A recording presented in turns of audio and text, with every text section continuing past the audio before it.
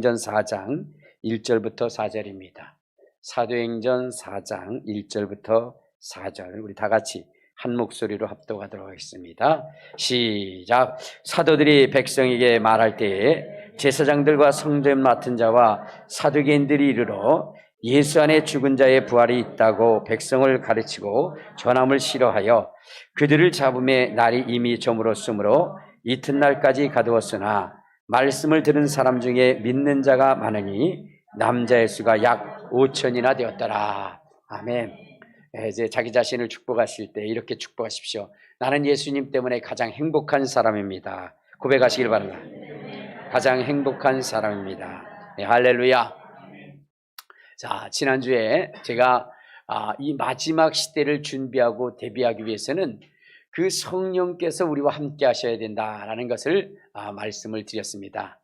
이에 더 말씀드린다면 여러분, 마지막 시대에는 엄청난 그러한 환난과 핍박이 있게 되어져 있어요. 그래서 여러분, 우리의 힘과 능으로 우리의 신앙을 지킬 수 있는 그 능력이 전혀 없다는 것을 여러분들이 이해해야 돼요. 그리고 그것을 인정해야 되는 것입니다. 마지막 시대의 그 환난에 대하여 성경이 이렇게 말씀하고 있죠. 자, 다시 한번 우리 마태복음 24장을 한번 보면 이런 말씀이 있어요. 마태복음 24장 우리 8절부터 우리 10절까지 보면 이런 말씀이 있습니다. 자, 시작. 이 모든 것은 재난의 시작이니라. 그때에 사람들이 너희를 환난에 넘겨 주겠으며 너희를 죽이리니 너희가 내 이름 때문에 모든 민족에게 미움을 받으리라. 그때에 많은 사람이 실족하게 되어 서로 잡아주고 서로 미워하겠으며 라고 얘기했어요.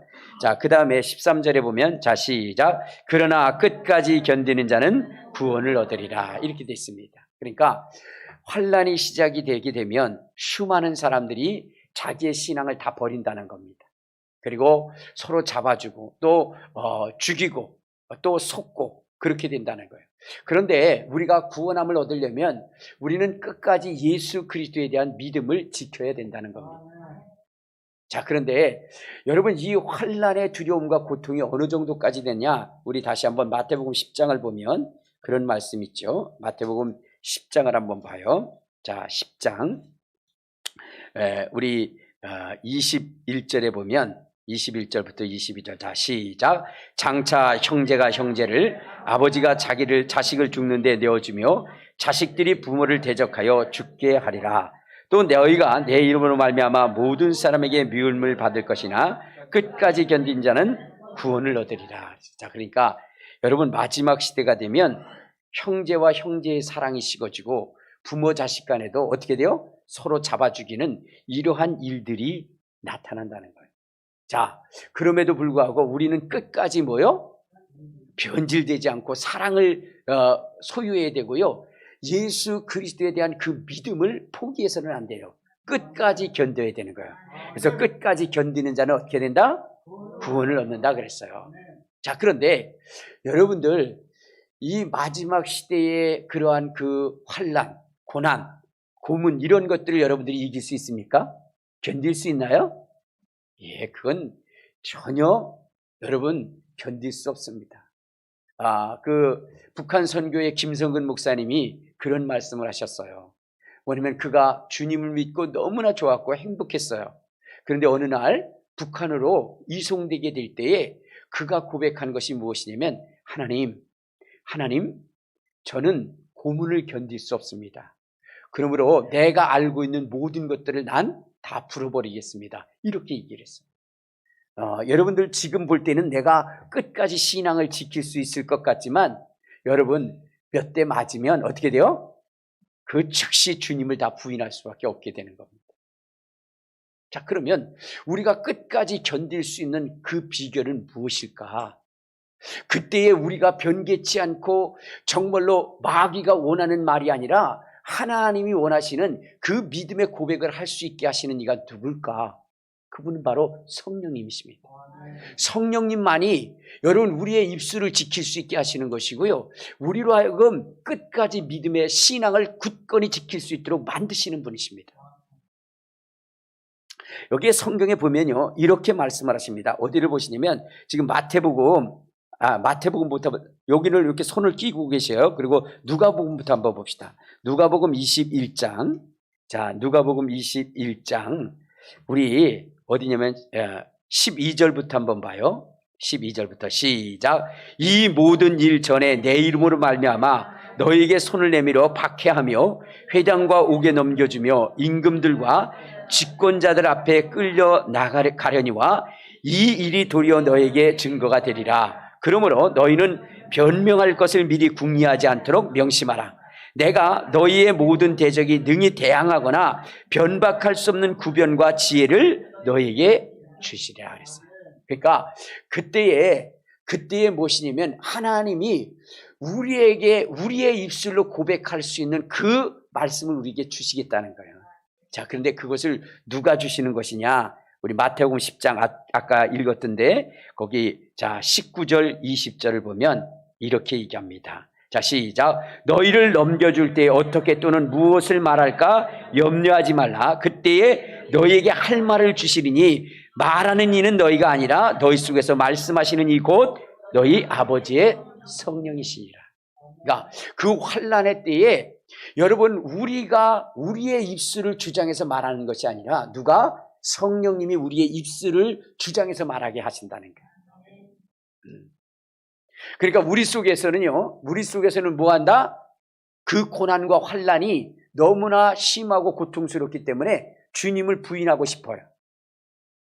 그런데 주님을 부인하려고 입을 열면 내가 원하는 그 말이 나오는 것이 아니라 누가? 성령께서 하시는 말씀이 나온다는 거예요.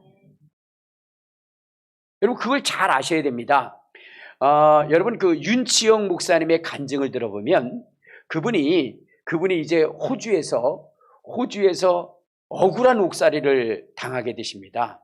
억울한 옥살이를 당하시는데 그가 처음에 그 감옥에 갇히게 되니까 여러분 얼마나 두렵고 무섭겠습니까? 그래서 하나님 앞에 기도하기 시작했어요. 하나님, 나를 살려주세요. 내가 그런 사람 아니잖아요. 왜냐하면 그분의 제목이 납치, 집단 폭행, 감금, 이 어마어마한 이런 죄목으로 들어온 거예요.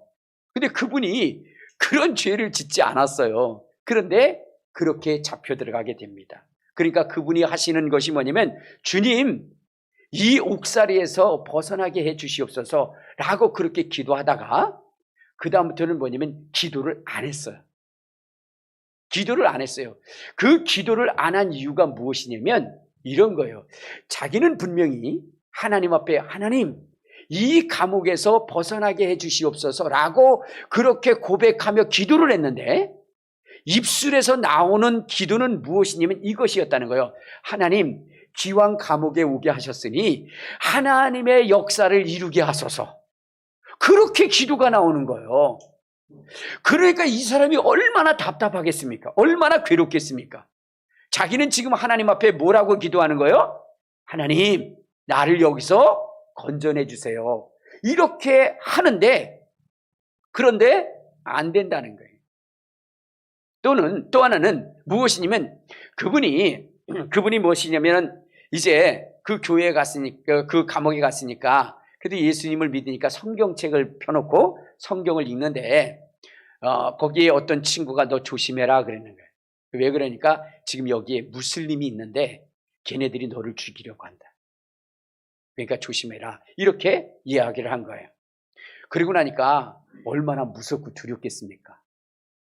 근데 얼마 안 있다가 3일이 지난 다음에 어떤 한 놈이 와가지고 그러는 거예요. 뭐라냐면 너 예수가 누구냐 하더라. 너 예수가 누구야? 그러더래요. 그런데 그 목사님이 알았어요. 무슬림들에게 예수가 하나님이라고 그러면 어떻게 돼요? 죽음의 대상이 되는 거예요. 그러니까 자기가 지혜롭게 대답을 했어요. 예수는 선지자다. 그러니까 이 무슬림이 화가 난 거예요. 다시 묻습니다. 예수가 누구야? 또 묻습니다. 그때 그는 뭐라고 했어요? 예수는 스승이시다. 또 묻습니다. 예수가 누구야? 그때 예수는 나의 주다. 예수가 누구냐니까? 예수는 나의 베스트 프렌드다. 절대로 뭐를 하지 않죠? 예수가 하나님이라는 것을 고백하지 않습니다. 왜? 자기는 알고 있으니까. 그 얘기를 하는 순간 그들에게 죽을 것이라는 것을 알게 되니까. 그런데 여러분, 마귀가 그렇게 만만하지 않습니다. 최종적으로 물어보는 거예요. 너 예수가 하나님이냐? 이렇게 물어보는 거예요. 예수가 하나님이냐? 이때 그분은 뭐예요? 이거 얘기하는 순간 어떻게 돼요? 자기는 죽는 거예요. 머뭇거릴 수밖에 없는 것입니다. 자, 근데 놀라운 것은 갑자기 자기에게 상상도 못할 그러한 엄청난 기운이 임하면서 자기의 입술의 고백이 뭐냐면 예수는 하나님이시다. Jesus is God! Jesus is God! 하는 거예요. 자기도 놀랐고 거기에 물어보는 그들도 무슬림도 놀란 거예요. 그래가지고 그들이 뒤로 넘어진 거예요. 여러분, 이 엄청난 위기 상황 속에서 그는 얼마나 고민했겠습니까? 이거 얘기하면 나는 죽는데 얘기할까 말까 얼마나 고민했겠습니까? 그런데 여러분, 그의 마음의 원함대로 주님을 부인하는 것이 아니라 오히려 더 강력하게 예수는 하나님이시다 라고 하면서 강하고 담대하게 외치겠다는 거예요. 이것이 무엇이냐? 성령이십니다. 그날 밤에 잠자는데 하나님께서 그러는 거예요. 아들아, 고맙다. 아들아, 고맙다. 사실 여러분, 그는 스스로 예수는 가시라고, 예수는 하나님이라고 고백할 수 있는 담대함이 없습니다. 그러나 누가 고백하게 하셨느냐? 성령이 고백하게 하신 거예요. 그럼에도 불구하고 하나님은 그 아들에게, 그 목사님에게 아들아, 고맙다 외친 거예요. 여러분, 그 환난이 너무나 무섭고 두려울 때에 여러분, 그를 부인하고 떠날 사람들이 수많이 있다는 거예요. 부지기수로 많다는 거예요. 그러나 여러분, 그 믿음을 끝까지 지키게 하시는 이가 누구냐? 바로 성령님이시라는 거예요. 여러분, 이어령 박사님을 여러분들 잘 아실 것입니다. 네, 그분이 이제 우리나라에 참 존경받는 분이시고 최고의 학자시죠. 자, 그런데 이분이 예수님을 믿으셨어요. 최고의 지성이신 이분이 예수님을 믿게 됩니다. 근데 이분이 지금 뭐냐면 수없는 곳에서 간증을 하셔요. 근데 간증을 하시는데 사실 그분은 간증하고 싶지가 않아요. 왜냐? 그분이 고백을 합니다. 예수를 믿은 그 나, 그러니까 그 이어령 박사님은 자기는 예수를 믿고 망한 사람이다. 예수를 믿기 전에는 그분은 건강했습니다. 예수를 믿기 전에는 병원 한 번도 가지 않았습니다. 그리고 예수 믿기 전에는 존경받는 사람이었고 부족한 것이 없었던 그런 사람입니다. 그러나 오늘 예수를 믿고 나서 그에게 온 불행이라고 하는 것은 너무나 컸다는 거예요. 왜냐하면 사랑하는 딸을 잃어버렸다는 거예요. 예수를 믿고 사랑하는 딸을 잃었어요. 그리고 정말로 그렇게 눈에 넣어도 아프지 않았던 그 손자가 죽입니다. 그리고 자기는 뇌수술을 받아요. 이것이 예수를 믿고 난 다음에 자기의 생활 속에 일어난 사건들이라는 거예요. 그래서 그는 수없이 하나님을 욕하고 하나님을 떠나고 싶어요. 그러나 최종적으로는 주님은 나의 주인이십니다. 당신은 나의 하나님이십니다 라고 이렇게 고백할 수밖에 없고, 그리고 간증의 현장에 설 수밖에 없고, 그들에게 내가 왜 예수님을 믿는지 그 일에 대한 그 말씀을 증거할 수밖에 없었다는 거예요. 무엇이 그로 하여금 그렇게 마음속에는 끊임없이 원망과 불평이 있고 하나님을 저주하고 싶은 마음이 있지만, 그러나 그의 입술은 하나님을 증거하고 있고 하나님의 살아계심을 증언하고 있더라는 거죠. 무엇이 그를 그렇게 하고 있을까? 바로 성령. 성령님께서 그의 입술을 주장하고 그 입술을 인도했기 때문에 여러분, 그는 주님을 부인하지 않는 거예요. 여러분, 오순절 마가의 다락방에 성령이 임하셨을 때에, 그때에 여러분들 뭐냐면 방언이 터졌다 그랬죠. 여러분, 이것이 얼마나 큰 축복인지 아십니까? 어떤 사람들은 방언을 하는데, 아이고 그 방언이 뭐야, 그 떼떼떼 또또또 무슨 뭐 미친놈들이 하는 것이라고 얘기하지만, 여러분, 오순절 마가의 다락방에 성령이 임하셔서 그래서 여러분 정말로 그 방언을 말하게 한 이것은 얼마나 우리 인류에게 축복인지, 예수를 믿는 사람들에게 축복인지를 알아야 되는 거예요. 왜냐? 그때의 성령이 오셔서 우리의 혀를 접수하신 거예요. 우리의 혀를 접수한 거예요. 이것은 무엇을 얘기하는 것이냐면, 마지막 환난 때에 우리가 믿음을 부인하고 할 때에 성령께서 그분의 잠으신 그 능력으로 그 혀를, 여러분 정말로 주님을 부인하는 데 사용하는 것이 아니라 오히려 하나님을 고백하고 인정하는 데 사용할 수 있도록 성령께서 미리 그 역사를 이루신 것입니다. 그러니까 여러분들 성령 받고 나면 내가 원하는 대로 말이 나오나요? 그 박효진 장로님을 전도했던 그 이적진 그 목사님, 그분이 그랬잖아요. 그분이 성령을 받고 난 다음에 말하는데, 자기는 이렇게 말하는데 계속 누구한테 가서 얘기하면, 교장 선생님한테도 아내한테도 얘기하려고 그러면 자꾸만 떼떼떼떼떼도, 수학을 가르치려면 또 자기가 원하는 대로 말이 나오지 않더라는 거죠. 누가 사로잡아요? 성령이 그 혀를 사로잡았다. 이것은 여러분 마지막 시대에 그 성령께서 주님을 부인하려고 하는 그 혀들을 잡고 도리어 그들로 하여금 하나님을 인정하고 예수를 인정할 수 있는 그 조건을 이미 2000년 전에 마련해 놓으신 것입니다. 그것을 여러분들이 아셔야 돼요. 그래서 마지막에 너희는 변명할 말을 가지고 있지 마라. 너희 속에서 말씀하시는 일은 너희가 아니라 누구라? 성령이시라. 그러니까 그 목사님도요, 윤치영 목사님도 부인하고 싶었지만, 그러나 뭐요? 오히려 더 강하게 Jesus is God 하면서 외칠 수 있었다잖아요. 그만큼 성령님은 우리의 신앙에, 여러분 환난을 당한 우리에게 너무나 중요하다는 거예요. 자, 그런데 그러면 마지막 시대를 이기려면 우리가 성령의 충만함을 받아야 되는데, 그러면 이 성령의 충만함을 받으려면 어떻게 해야 되느냐?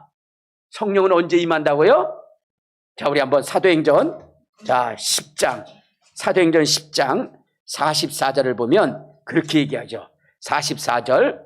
자, 시작. 베드로가 이 말할 때에 성령이 말씀 듣는 모든 사람에게 내려오시냐. 그러니까 성령 언제 오신다고요? 말씀 들을 때. 말씀 들을 때 성령님 오신다는 거예요. 자, 그러면 여러분 어떠한 말씀을 들을 때에 성령이 임하신다라고 그랬느냐? 우리 36절을 봐요. 36절.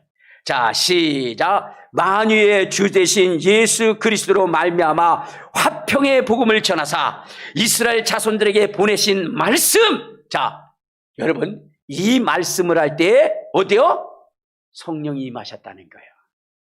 이 말씀을 할 때. 자, 그러니까 무슨 얘기예요?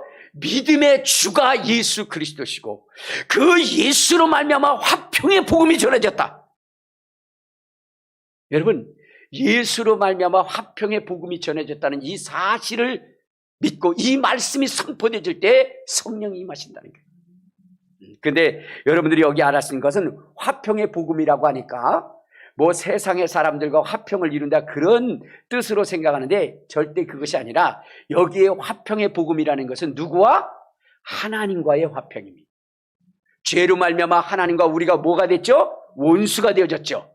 그런데 예수 그리스도의 십자가를 통해서 뭐가 됐다? 그 막힌 담이 허물어지고 하나님과 우리가 화평을 이루게 했다. 우리 한번 봅시다. 어디를 보시냐면 에베소서를 한번 봐요. 자, 에베소서 2장에 보면 그런 말씀을 합니다. 자, 에베소서 2장 우리 14절을 봅시다. 자, 시작. 그는 우리의 화평이신지라 둘로 하나를 만드사 원수된 것 곧 중간에 막힌 담을 자기 육체로 옮으시고 법조문으로 된 계명의 율법을 폐하셨으니 이는 이 둘로 자기 안에서 한 세 사람을 지어 화평하게 하시고 또 십자가로 이 둘을 한 몸으로 하나님과 화목하게 하라심이라 원수된 것을 십자가로 소멸하시고 라고 얘기했어요.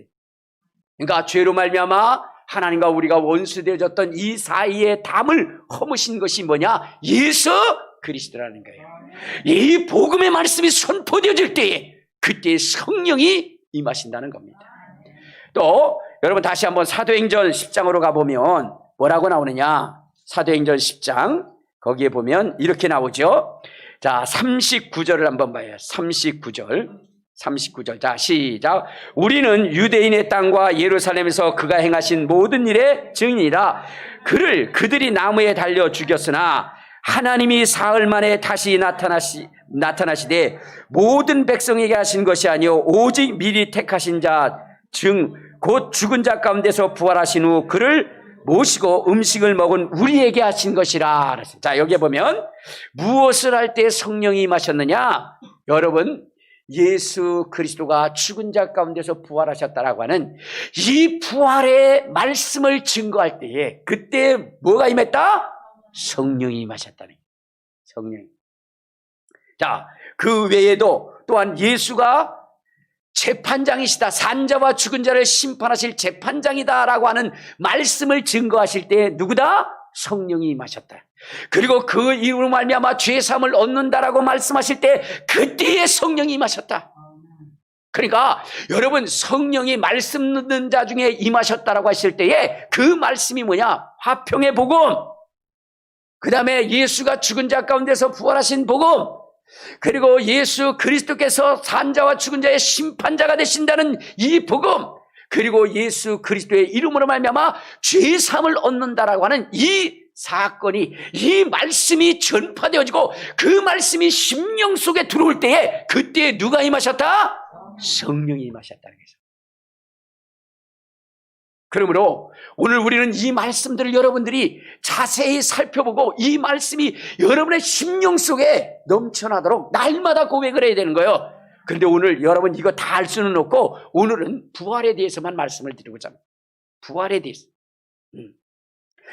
예수님의 죽음과 부활에 대해서 여러분들에게 말씀을 드리는데, 여러분 기독교에 있어서 가장 핵심적인 교리가 무엇이냐면 부활이 돼야 돼요.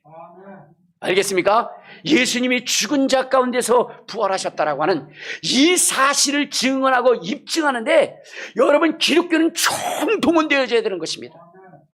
왜냐하면 여러분 마귀 사단이 가장 싫어하고 가장 숨기고 싶고 그런 것이 뭐냐면 예수님의 부활하심입니다. 여러분들 예수님께서 기사와 이적과 능력을 행하고 주의 제자들이 기사와 이적과 능력을 행했을 때에 서기관들과 바리새인들과 장로들은 그걸 좀 숨기고 싶었어요. 그러나 그것에 대해서는 어느 정도 인정했습니다.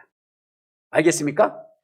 그 대신 인정은 했지만 그러나 뭐를 했죠? 핍박을 위협을 가한 거예요. 자, 우리 한번 성경을 한번 봅시다. 어디를 보시냐면 자, 사도행전 4장을 한번 봐요. 4장. 사도행전 4장 16절을 보면 이런 말씀이 있습니다. 자, 시작. 이 사람들을 어떻게 할까? 그들로 말미암아 유명한 표적 나타난 것이 예루살렘에 사는 모든 사람에게 알려졌으니 우리도 부인할 수 없다. 그러니까 여러분 이들이 정말로 모든 걸 다 숨기고 싶지만 그렇지만 뭐냐면 요 정도는 어떻게 돼요? 인정해 주자. 왜냐? 어떻게 돼요? 다 드러난 사실이니까 그 대신 그냥 놔두면 안 되니까 어떻게 해요? 위협을 했어요. 자, 그런데 여러분들 예수님의 부활에 대해서는 이들이 뭐냐면 철저한 거짓말을 통해서 이것을 숨기고 싶었다. 여러분 마귀는요 무엇이냐면 이제 사람들, 관원들, 재판장들, 군인들 이러한 자들과 함께 뭐냐면 결탁하여 예수의 부활을 숨기고 거짓으로 드러나게 할 뿐만 아니라 이제는 여러분 장로들까지라도, 사두개인들까지라도 그 속에 침투해서 예수님의 부활을 뭐냐면 부인하게 만드는 거예요. 사도행전 4장을 한번 봐요. 자, 사도행전 4장. 자, 1절, 2절을 보면, 자, 시작. 사도들이 백성들에게 말할 때에 제사장들과 성전 맡은 자와 사두개인들이 이르러 예수 안에 죽은 자의 부활이 있다고 백성을 가르치고 전함을 싫어하여 그들을 잡음에 날이 이미 저물었으므로 이튿날까지 가자. 그러니까 이러한 말을 증거하는 누구요? 이 제자들을 누구조차도, 제사장들조차도, 사두개인들조차도 그들을 잡아넣기. 여러분, 사두개인들이 누구예요? 성전 맡은 자고 하나님의 말씀을 전해야 될 자들이 아닙니까? 그런데 그들 속에서도 마귀가 침투를 해가지고 어떻게 했죠? 이렇게 만들어버린 거예요. 세상에는 그들의 거짓말을 퍼뜨려서 그 거짓말을 믿겠습니다. 우리 한번 성경을 한번 봅시다. 마태복음 28장을 한번 봐요. 자, 마태복음 28장에 보면, 자, 11절부터 봅시다. 11절. 자, 시작. 여자들이 갈 때 경비병 중 몇이 성전에 들어가 모든 된 일을 대제사장에게 알리니 그들이 장로들과 함께 모여 의논하고 군인들에게 돈을 많이 주며 이르되 너희는 말하기를 그의 제자들이 밤에 와서 우리가 잘 때에 그를 도둑질하여 갔다 하라. 만일 이 말이 총독에게 들리면 우리가 권하여 너희로 근심하지 않게 하리니 군인들이 돈을 받고 가르친 대로 하였으니 이 말이 오늘날까지 유대인들 가운데 있었더라. 그러니까 여러분 정말로 이 마귀 사탄들이 가장 하고 싶은 것이 뭐냐? 예수의 부활을 부인하는 거예요. 예수의 부활을 부인하는 거예요. 왜 그럴까요? 왜 예수의 부활을 부인하려고 이렇게 혈안이 되어 있을까? 그것은 다른 것이 아니라 여러분들이 아셔야 되는 것이 그겁니다. 예수님이 여러분 이 땅에 오셔서 무너뜨리려고 하는 권세가 뭐냐면 마귀 사단의 권세예요. 그 마귀 사단의 권세는 뭐죠? 사망 권세자입니다. 그렇기 때문에 예수님이 정말로 부활하셨다라고 하는 것은 자기네들의 권세가 뭐 한다는 거예요? 깨졌다는 얘기입니다. 그러니 그것을 뭐냐면 인정하고 싶겠습니까?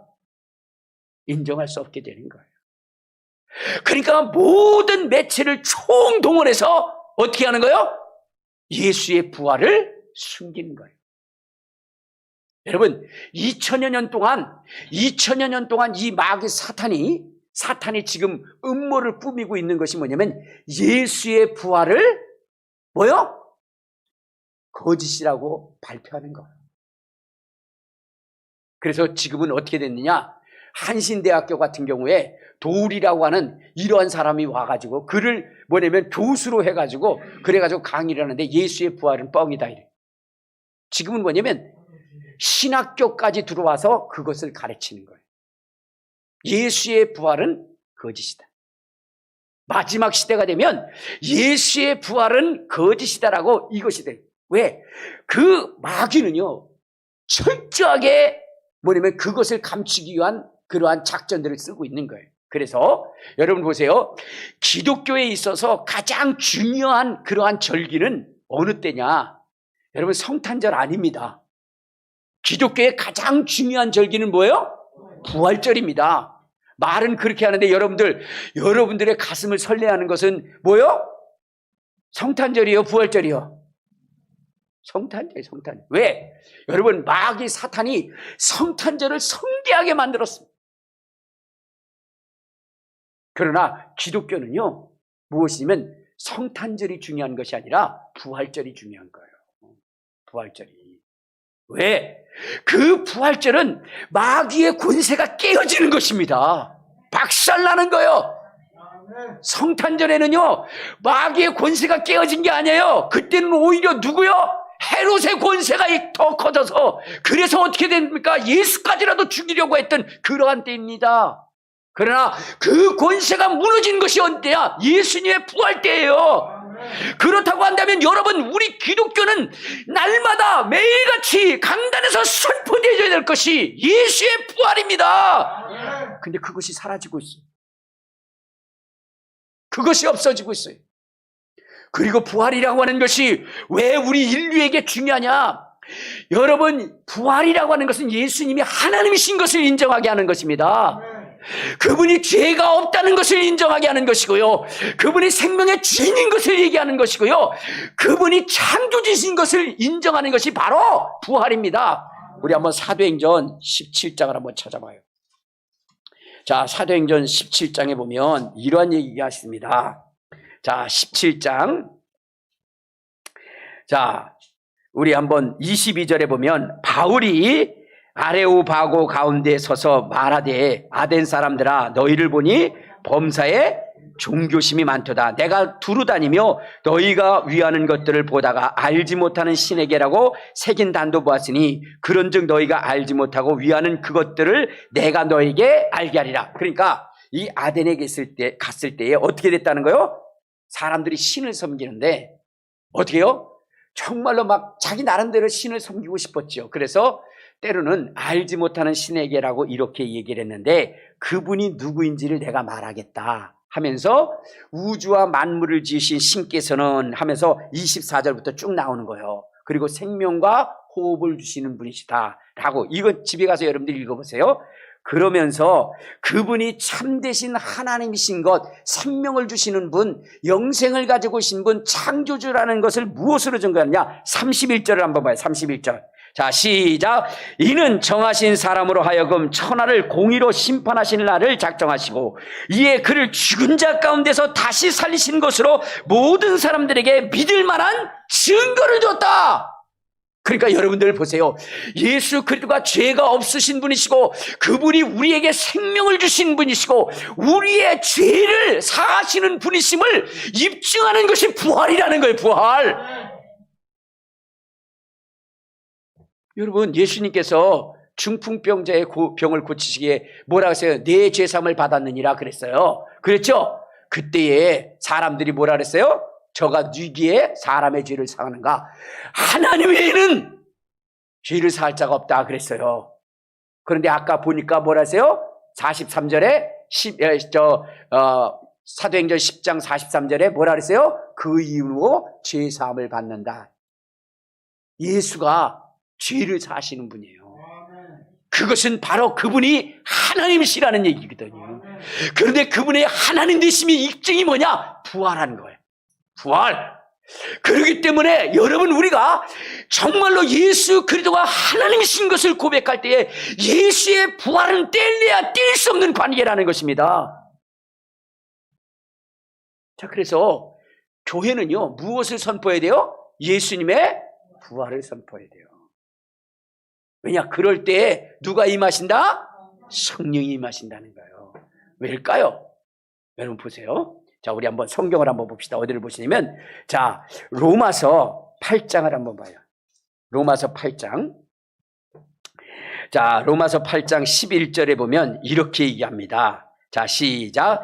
예수를 죽은 자 가운데서 살리신 이의 영이 너희 안에 거하시면 그리스도 예수를 죽은 자 가운데서 살리신 이가 너희 안에 거하시는 그 영으로 말미암아 너희 죽을 몸도 살리시리라 그랬어요. 자, 여기 보면 예수님을 죽은 자 가운데서 살리신 이가 누구예요? 성령님이시다 이 말이에요. 그러니까 여러분 예수의 부활을 말하면 당연히 누가 임하시게 돼 있어요? 성령님이 임하시게 될 수 있는 것밖에 없다는 거죠. 그러니까 여러분, 왜 기독교에 있어서 이 부활이 중요한가? 그것을 여러분들이 알아요. 그래서 누구냐면은 여러분, 마귀 사단은 교회에서 뭐가 없어지길 원하는 거예요? 예수의 부활이 없어지길 원하는 거예요. 예수의 채찍 맞은 거 마음껏 얘기해라. 예수가 죽은 건 마음껏 얘기해라. 다 마음껏 얘기하라는 거예요. 그러나 무엇만큼은 예수의 부활만큼을 얘기하지 말라는 거예요. 그래서 마귀는 철저하게 그것을 뭐냐면 차단하고 싶었던 겁니다. 그러나 여러분, 이 성령의 불같은 역사가 일어나서 마지막 시대에 정말로 주님을 부인할 수밖에 없는 우리의 인생이 주님을 신하고 주님께 영광을 돌리기 위해서는 성령님이 임하셔야 되는데, 그 성령님이 임하시게 하기 위해서는 뭐냐? 부활을 말해야 되는 거예요. 오순절 마가의 다락방에 성령이 임하신 이유가 뭘까요? 자, 사도행전 1장을 한번 찾아봐요. 자, 사도행전 1장에 보면 뭐라고 얘기했느냐? 자, 사도행전 1장. 자, 우리 어디를 보시냐면 22절을 한번 봐요. 22절. 자, 시작. 항상 우리와 함께 다니던 사람 중에 하나를 세워 우리와 더불어 예수께서 부활하심을 증언할 사람이 되게 하여야 하리라 하거늘. 자, 여기 보면 여러분, 제자들이 다시 모였어요. 근데 그들이 모인 유일한 그러한 이유 하나는 뭐냐면 예수가 부활하셨구나. 예수가 부활하셨구나. 이 사실을 증언하기 위해서 그들이 모였다는 거예요. 그들이 기도했다는 거예요. 그랬더니 하늘로부터 누가 임하셨어요? 성령이 임하신 겁니다. 성령이 임하셨고 그 성령이 가장 먼저 사로잡은 것이 뭐냐? 우리의 혀라는 거예요. 여러분, 성경은 이렇게 분명하고 확실한 것입니다. 그런데 오늘날 여러분, 예수의 부활하심을 뭐 기절했다 깼다, 아니면 예수는 부활하지 않았다, 제자들이 훔쳐갔다, 그 마리아가 무덤을 밤중에 잘못 알고 갔다, 별의별 거짓말을 총동원해서 예수님의 부활을 부인하려고 하는 겁니다. 마지막 시대가 되면 더 부인할 거예요. 그러나 여러분, 우리가 더더욱 예수 그리스도가 부활하신 것을 확실히 증언하고 입증하기 위해서는 무엇 때문이냐? 여러분, 우리가 마지막 시대를 이기기 위해서는 성령의 충만함을 받아야 되는 것이거든요. 환난을 이길 수 있는 것은 성령의 능력이거든요. 그래서 요한계시록에 보면은 1장부터 3장까지 성령의 말씀을 하시면서 성령이 교회들에게 하시는 말씀을 들을지어다. 환난을 이기기 위해서는 교회들은 성령의 음성을 들어야 되고 성령의 외침을 들어야 되는 것이고 성령의 가르침을 들어야 된다는 것입니다. 그래야 환난을 이길 수 있다는 것입니다. 그래서 그 환난에 앞서서 너희는 성령의 충만함을 받으라는 것입니다. 여러분, 오순절 마가의 다락방에 여러분 성령으로 충만하게 하셨던 이유는 제자들에게 앞으로 닥칠 그 환난과 고난, 그 순환이 얼마나 큰 것인 것을 하나님은 아셨던 것입니다. 그래서 성령으로 무장한 거예요. 그렇기 때문에 그들이 다 죽을지라도 다 순교를 당하며 예수를 부인하지 않았던 것입니다. 성령 때문에. 너무나 놀라운 일 아니에요? 그러니까 여러분들, 오늘 우리가 하나님의 말씀을 들을 때 뭐 이 말씀 저 말씀 별의 그러한 정말 뭐 세상에 어쩐 이런 것들에 섞여진 말씀을 듣지 마시고 성령이 말씀하시는 이 성경의 말씀, 이 말씀을 여러분들이 들어야 되는 것이고요. 이 말씀이 차고 넘치도록 만들어야 되는 것입니다. 주의 제자들이 다 순교를 당했잖아요. 근데 그 순교를 당할 때 얼마나 처참한 일들을 당했는 줄 아십니까? 도마라고 하는 사람이 인도에 가서 복음을 전할 때 그때 그가 전한 것은 뭐냐면 오직 예수 부활입니다. 근데 세상은 그 부활을 감추고 싶고 묻어버리고 싶은 거예요. 그래서 누구요? 그 도마를 쫓아가서 창으로 수없이 찔렀어요. 자, 그랬을 때에 그 도마가 어떻게 했습니까? 자기의 몸에서 흘러나는 그 피를 한 움큼 지어서 그리고 썼어요. 예수 부활하셨다. 예수 부활하셨다. 여러분, 그렇게 하게 하신 분은 누굴까요? 성령님이십니다. 여러분들 같으면, 여러분 그 상황에서 여러분 예수 부활하셨다고 인정할 수 있겠습니까? 주님 무엇입니까? 이게 무슨 일입니까? 여러분, 지금 코로나만 딱 떴는데도 여러분들 뭐라고 해요? 하나님 살아계신 겁니까? 이러한 이 일에도 여러분들이 이렇게 팩팩 넘어지는데 그 무시무시한 환난을 이길 수 있겠습니까? 못 이겨요. 그때 예수를 신할 수 있습니까? 못합니다. 먼저 여러분 못한다는 것을 인정하셔야 돼요. 그리고 그분을 하실 수 있게 하시는 이가 성령님이시라는 거, 그거 여러분 인정하셔야 됩니다. 그러려면 환난을 이길 수 있는 답 하나 나왔어요. 뭐냐? 성령의 충만함을 받아야 된다. 성령의 인도하심을 받아야 된다. 자, 그러면 성령이 임하시려면 뭐예요? 예수의 부활을 우리가 인정해야 된다는 거예요. 스님이 살리셨잖아요. 성령님이 살리셨잖아요. 그렇기 때문에 그것에 대한 전적인 신뢰와 확신을 주고 그를 뭐냐면 어떻게 돼요? 정말로 보호할 수 있는 증인이 되는 거예요. 그렇죠? 그러니까 우리가 부활을 인정하면 성령님은 우리를 결코 놓지 않았습니다. 그래서 어떻게 하시느냐? 자, 우리 한번 누가복음을 다시 한번 봐요. 성령으로 말미암아 그 일을 인치고 또한 증거하면 뭐라고 있냐? 누가복음 21장. 자, 거기에 뭐라 그랬어요? 자, 17절부터 봐요. 17절. 시작. 또 너희가 내 이름으로 말미암아 모든 사람들에게 미움을 받을 것이나 너희 머리털 하나도 상하지 아니하리라. 성령님이 우리를 그렇게 하신다는 거예요. 알겠습니까? 그래서 우리가 마지막 시대에 이 성령의 충만함을 받는 게 중요해요. 그러려면 교회는요, 무엇을 증거해야 돼요? 예수의 부활. 그런데 여러분, 예수의 부활보다는 예수의 탄생을 강조하는 거예요. 이 이유가 뭔 줄 아십니까? 왜냐하면 다른 종교나 기독교나 다 똑같다라고 얘기할 수 있는 거예요. 왜냐? 야, 우리도 교주 탄생했어.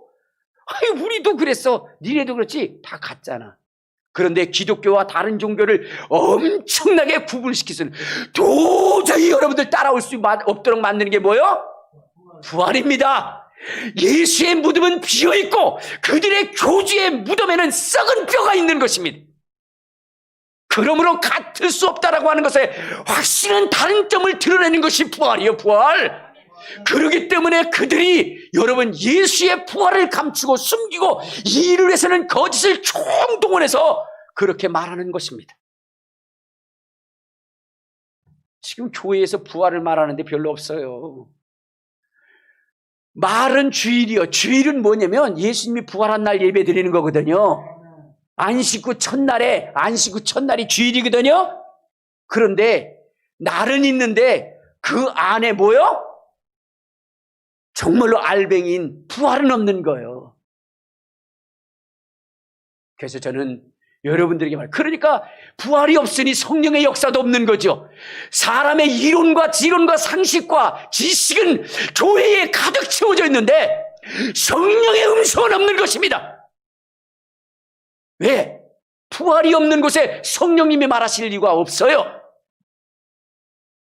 그러니까 여러분, 우리 교회가 성령으로 충만하고 성령께서 말씀하시고 여러분들을 이끌어 가시려면 교회 위에 예수의 부활이 여러분 정말로 큰 확성기로 들려져야 되는 것이고 메아리로 들려져야 되는 것이고 모든 심령 속에 그 부활의 감동이 넘쳐나야 되는 거예요. 그래서 저는 여러분들에게 이 지식, 이 진리를 선포하는 것입니다. 그때의 성령이 충만히 임하시는 거예요. 자, 오늘은 여기까지 하는데 어쨌든 간에 여러분들 정말로 예수의 부활, 이 부활의 복음을 소중히 여길 수 있기를 바랍니다. 마지막으로 한 구절만 찾아보고 끝내도록 하겠습니다. 로마서 1장을 한번 보면 이 부활이 얼마나 중요한 것인가. 자, 1장 2절부터 자, 우리 4절까지. 자, 시작. 이 복음은 하나님의 선지자들을 통하여 그 아들에 관하여 성경에 미리 약속하신 것이라. 그의 아들에 관하여 말하면 육신으로는 다윗의 혈통에서 나셨고 성결의 영으로는 죽은 자들 가운데서 부활하사 능력의 하나님의 아들로 선포됐으니 곧 우리 주 예수 그리스도시라. 그러니까 이 부활이 예수 그리스도의 신분을 입증해 주고 있다는 거예요. 그런데 이 부활을 증거하지 않는다? 여러분, 이것이 교회가 아닌 거죠.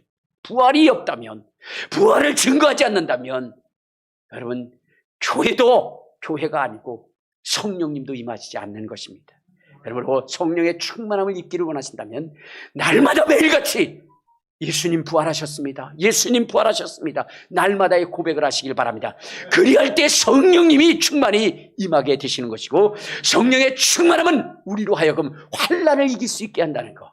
그것을 잊지 않는 저와 여러분 되시기를 주님의 이름으로